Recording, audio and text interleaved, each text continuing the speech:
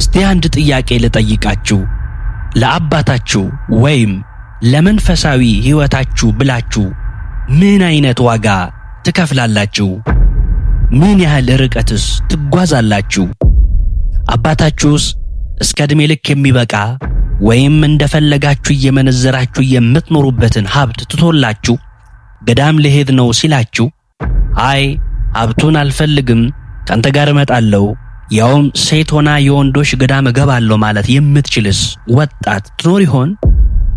ይህ ታሪክ ለመንፈሳዊ ሕይወትና ለአባቷ ብላ ጾታዋን እንደ ወንድ አስመስላ በወንዶች ገዳም የኖረች ሴት ታሪክ ነው። ታዲያ በዚህ ስፍራ ምን ገጠማት? እንዴትስ ተመሳስላ መኖሩን ቻለች?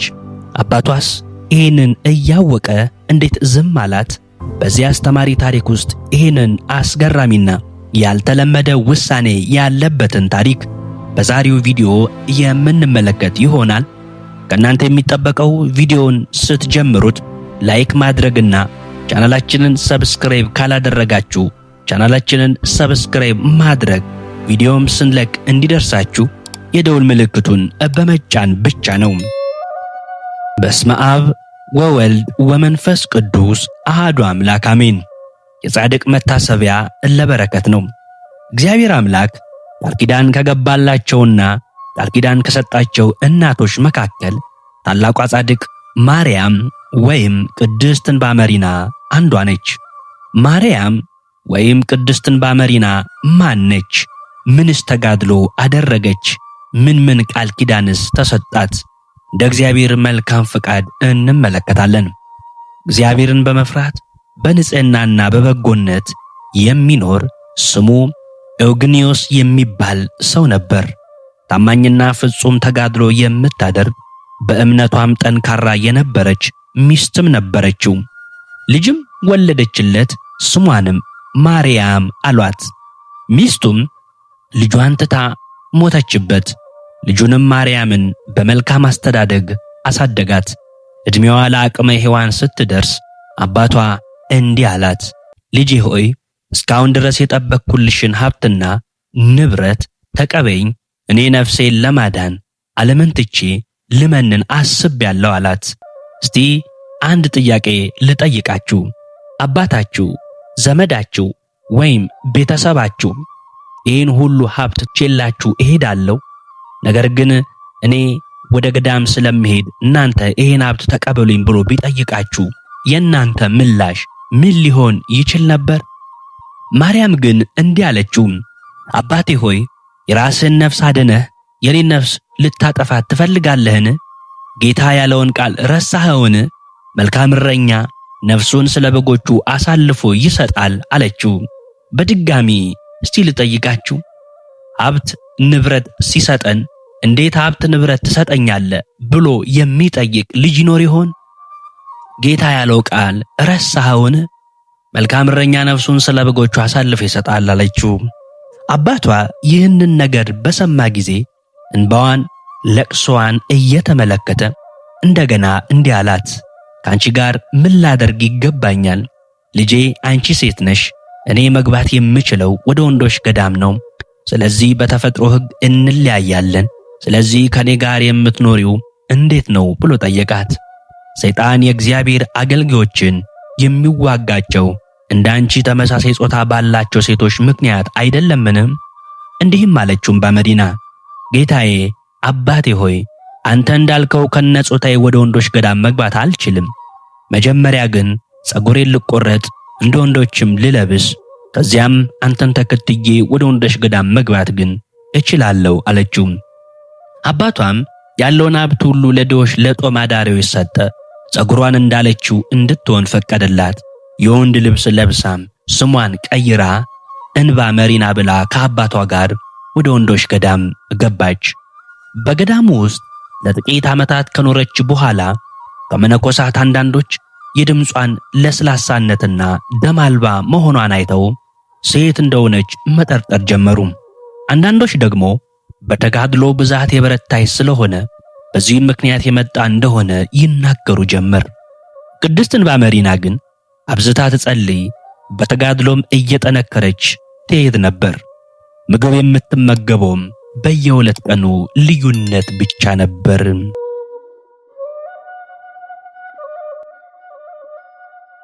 አባታ ኤውግኒየስ በጸና ታመመ።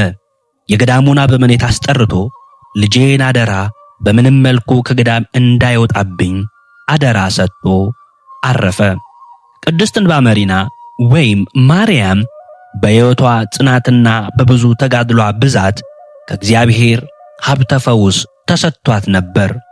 ርኩስ መንፈስ ያደረባቸው ወደ እርሷ እየቀረቡ እጇን በበሽተኞች ላይ ስትጥል ፈጥነው ከበሽታቸው ያገግሙ ነበር።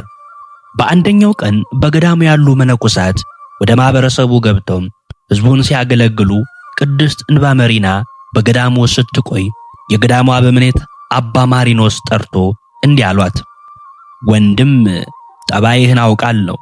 በሁሉም ነገር ፍጹም መሆንን ታዛዥና ትሑት ጭምር ወንድሞች ከገዳሙ ወጥተው ለአገልግሎት ሲፋጠኑ ያንተ በበዓት መቀመጥ ስላስቆጣቸው አብረሃቸው እየሄድክ አገልግል። ይህን በማድረግ ከእግዚአብሔር ዘንድ ዋጋ ታገኛለህ አሉት።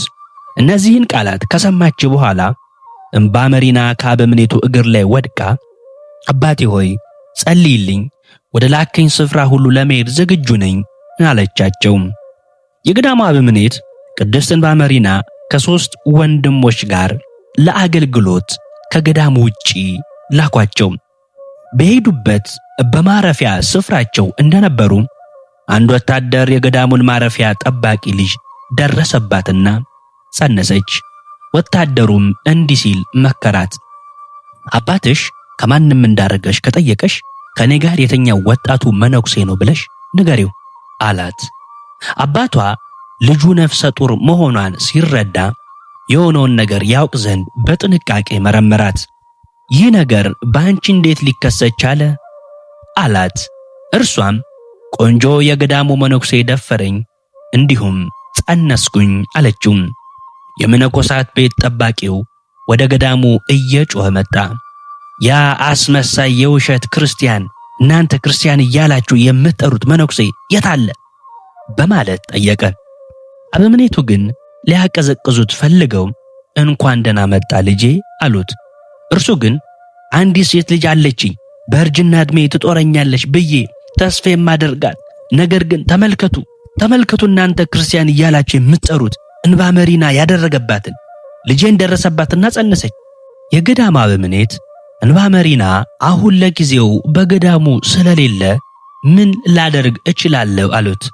ከአገልግሎቱ እንደተመለሰ ከገዳሙ እንዲባረርም አደርጋለሁ ብሎ ወሰኑበት። እንባመሪና ከ3 ወንድሞቿ ጋር የአገልግሎት ጊዜዋን ፈጽማ ወደ ገዳሙ ተመለሰች። አበምኔቱም አስጠርቷት ባህሪን እንዲህ ነበርን? ይህ ነው ያንተ ዓላማ? ትርጉሙስ ይሄ ነውን? ስለምንስ የገዳሙን መነኮሳት ማረፊያ ጠባቂ ልጅ አስነወርክ? እንዲህ ያለ ስድብ በላያችን ላይ አመጣህብን? አባቷ ወደ ገዳም መጥቶ ሁሉንም ነገር ነገረን። መሳቅ ያደረከን፣ አሰደብከን። እንባመሪና ይህንን ነገር በሰማች ጊዜ በአበምኔቱ እግር ላይ ወድቃ አባቴ ሆይ ይቅር በለኝ፣ ሰው ነኝና እኔም እንደ ሰው እበድላለሁ አለች። አበምኔቱ ግን በቁጣ ተሞልቶ ከገዳሙ አውጥታችሁ ጣሉት፣ ተመልሶ ወደ ገዳሙ እንዳይገባ አሉ። እንባመሪና ገዳሙን ለቃ በገዳሙ መግቢያ በር ላይ ቁጭ አለች። በዚያ ሁና የቀኑ ሐሩር የሌሊቱ ቁር እየተፈራረቀባት በጸጥታ ተቀመጠች። ወደ ገዳሙ የሚገቡና የሚወጡ መነኮሳት ለምን በር ላይ እንደተቀመጠች ሲጠይቋት በደል ተገኘብኝ፣ ከገዳሙም ተባረርኩ እያለች ትመልስ ነበር። የገዳሙ ጠባቂ ልጅ የመውለጇ ወራት በደረሰ ጊዜ ሴቲቱ ወንድ ልጅ ወለደች። አባቷ ሕፃኑን አንጠልጥሎ ወደ ገዳም መጣ። እንባመሪናን በገዳሙ በር ላይ ቁጭ ብሎ አገኛት። ይኸውልህ ልጅ በኃጢአት የወለድከው ውሰድ ብሏት ልጁን ጥሎ ወደ ቤቱ ተመልሶ ሄደ። እንባመሪና ሕፃኑን አንስታ እንዲህ አለችው፣ አዎ ለኃጢአቴ ደሞዝ የሆነ ሽልማት ተቀብያለሁ። ነገር ግን ለምን ለምን ይህ ምስኪን ሕፃን ከኔ ጋር አብሮ ይጠፋል አለች። መንጋ ከሚጠብቁ እረኞች ወተትም እየለመነች እንደ አባት ሕፃኑን ማሳደግ ጀመረች። 3 ዓመት እንዳለፋት መነኮሳቱ ተሰብስበው የገዳሙን አበምኔት እንዲህ አሏቸው። አባታችን ወንድማችን ይቅር በለው። እስካሁን የተቀጣው ቅጣት በቂ ነው። ኃጢአቱን ለሰው ሁሉ ተናዟል። አገር ሁሉ ደግሞ ኃጢአተኝነቱን አውቋል። እርሱም አልካደም አሏቸው። አበምኔቱ ግን ከውሳኔያቸው ፍንክች እንዳላሉ ባዩ ጊዜ ወንድሞች በድጋሚ እንዲህ አሉ። እርሱ ወደ ገዳሙ እንዲመለስ ካልፈቀደ እኛም ገዳሙን ለቀን እንሄዳለን። 3 ዓመት በፀሐይና በቁር በዝናም እየተንገላታ ኃጢአቱን የተናዘዘ ሰው ይቅር ካላልን ወደ እግዚአብሔር በደላችን ይቅር ይለን ዘንድ መጸለይ እንደምን ይቻለናል? እርሱ ውሎና ዳሩ በበሩ መግቢያ ነው። እስካሁን ግን ይቅር አላልነውም አሉ።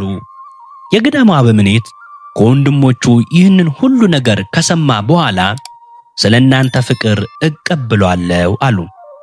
አበምኔቱም ቅድስት እንባመሪናን አስጠርቶ እንዲህ አላት። በሠራኸው ኃጢአት ምክንያት በገዳሙ አስቀድሞ የነበረን ክብርና ስፍራ ዳግመኛ አታገኝም። ነገር ግን ስለ ወንድሞች ፍቅር ስል ከእኛ ጋር ከመነኮሳት ዝቅ ባለ ሥልጣን እቀበልሃለሁ አሉት። ቅድስት እንባመሪናም እያለቀሰች እንዲህ አለች። ይህ ራሱ ታላቅ ነገር ነው።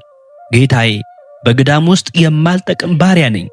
እንድመለስ ፈቅደህልኛልና ቅዱሳን አባቶችን ለማገልገል ረድነት ብቻ ለኔ ይበቃኛል ብላ መለሰች።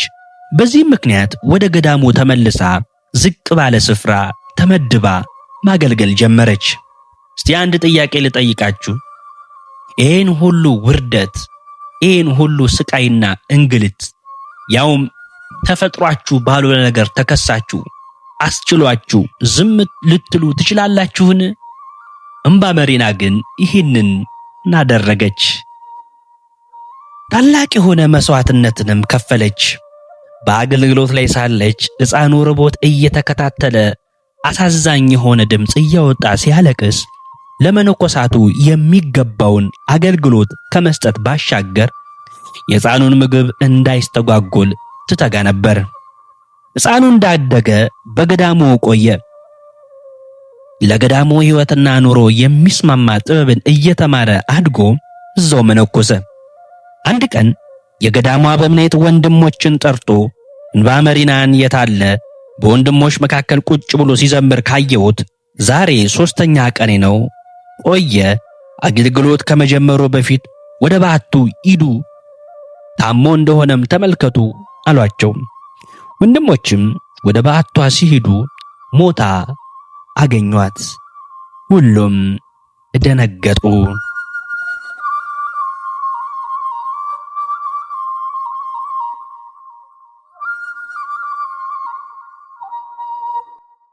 መነኮሳቱ በመደናገጥና በመረበሽ ስሜት ለገዳሙ አበምኔት ሄደው ወንድማችን እንባመሪና አልፏል አሏቸው። አበምኔቱም እንዲህ ያለ ኃጢአተኛ ነፍሱ በምን አይነት ሁኔታ ሄደች? ለሰራው ኃጢአት ምን አይነት መከላከያ ማቅረብ ይቻለዋል? እነዚህን ተናግረው እንባመሪና እንዲቀበሩ አዘዙ። መነኮሳቱ በድኑን ሊያጥቡና ሊገንዙ ሲያዘገጃጁት ቅድስት እንባመሪና ሴት ሆና አገኟት። ማኅበረ መነኮሳቱ ደነገጡ፣ እርስ በርሳቸውም ተያዩ፣ እጅግም አዘኑ። እግዚአብሔር ሆይ ይቅር በለን፣ በደላችንንም አታስብብን ብለው በአንድ ድምፅ ሁሉም ጮኸው አለቀሱ። እስቲ አስቡት፣ ያ ሁሉ ውርደታችሁን እግዚአብሔር አምላክ ወደ ክብር ሲለውጠው እስቲ አስቡት። ያውም ክብራችሁን ከሞታችሁ በኋላ ሲገልጠው እስኪ አስቡት። ምናልባት በብዙ መንገድ በብዙ ጎዳና ተዋርጃለሁ፣ ከሰው በታች ሆኛለሁ ብላችሁ እያሰባችሁ ሊሆን ይችላል። ምናልባት ውርደታችን እንደ እንባመሪና ያለ አይነት ውርደት ላይሆንም ይችላል። የእውነትም የራሳችን ስተትና የራሳችን ጥፋት ሊገኝበት ይችላል። ነገር ግን እግዚአብሔር ውርደታችንን ወደ ክብር እንዴት እንደሚለውጠው አናቅምና ሁሉንም ታግሶ እንድንጠብቅ ሁሉንም በትዕግስት እንድንፈጽም ከእንባ መሪና እንማራለን። ታዲያ የገዳሙ አበምኔት ለቅሷቸውንና ጩኸታቸውን ሰምቶ ምን ችግር ገጠማችሁ አሏቸው።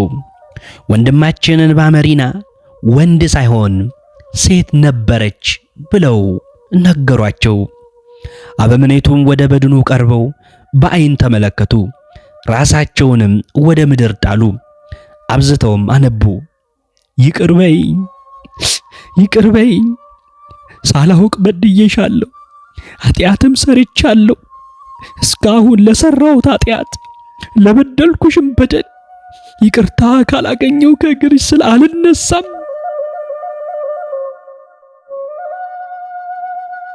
እነዚህ ቃላት በብዙ ለቅሶና በብዙ እንባ ወደ እንባ መሪና በቀረበ ጊዜ እንዲህ የሚል ድምፅ ከሬሳው መጣ። ይህንን አውቀ የሰራው ቢሆን ለኃጢአት ስርየት ባላገኘ ነበር። ነገር ግን ሳታውቅ አድርገኸዋልና ኃጢአትህን ይቅር ተብሎልሃል ተባለ።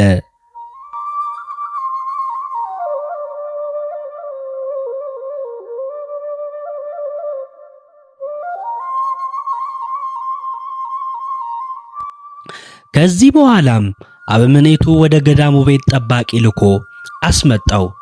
ይህ ሰውም ወደ ገዳሙ እንደደረሰ እንዲህ አለ። እንባ መሪና ሞተ።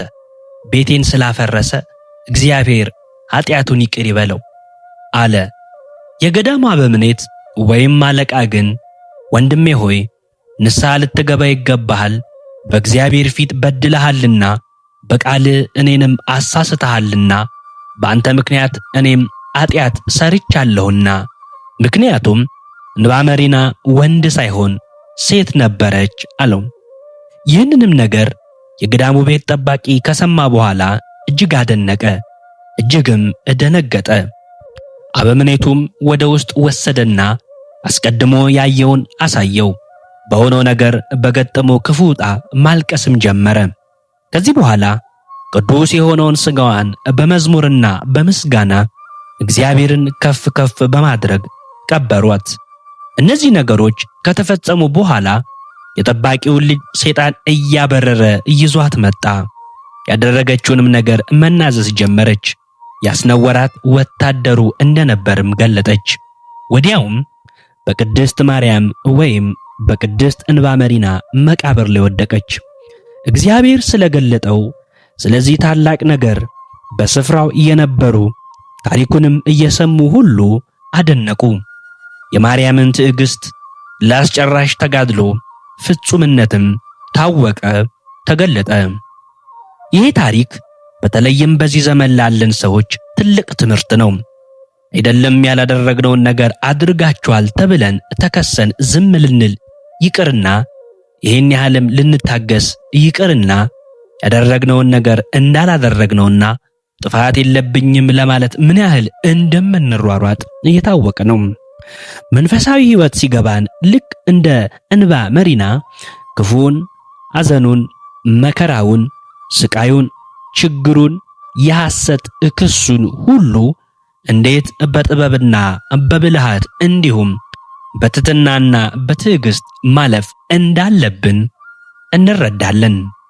የእንባ መሪና ታሪክ በቅድስና በክብር አበቃ። የኛ ሕይወት ግን ይቀጥላል። የኛ መንፈሳዊ ተጋድሎ ግን ይቀጥላል። የኛ ፈተና መከራ ግን ይቀጥላል። አሜን። የእናታችን የቅድስት ማርያም ወይም የእናታችን የቅድስት እንባ መሪና በረከት ይደርብን። ልክ እንደ እናታችን እኛም የመጡብንን ስጋዊም ሆነ መንፈሳዊ መከራዎችና ስቃዮች በትዕግስት በመጽናት እስከ መጨረሻውን በመታገስ እንድናልፋቸው አምላካችን ልዑል እግዚአብሔር ይርዳን። የእናታችን ጸሎቷ ልመናዋ አይለየን። ለዛሬ ያስተምራል ብለን ያሰብነውን ታሪክ እንደዚህ አቀረብነው። በቀጣይ በሌሎች ቪዲዮዎች እንገናኛለን። ከእናንተ የሚጠበቀው ቻናላችንን ሰብስክራይብ ማድረግ የደወል ምልክቱንም በመጫን ቪዲዮ ስንለቅ እንዲደርሳችሁ በማድረግ ነው። እንደዚሁም ቪዲዮቻችንን ላይክ ማድረግዎን እንዳይረሱ። በቀጣይ በሌሎች አስተማሪና ድንቅ ታሪክ ቪዲዮዎች እስክንገናኝ ቸር ቆዩልን። ወስብሐት ለእግዚአብሔር። ይቆየን።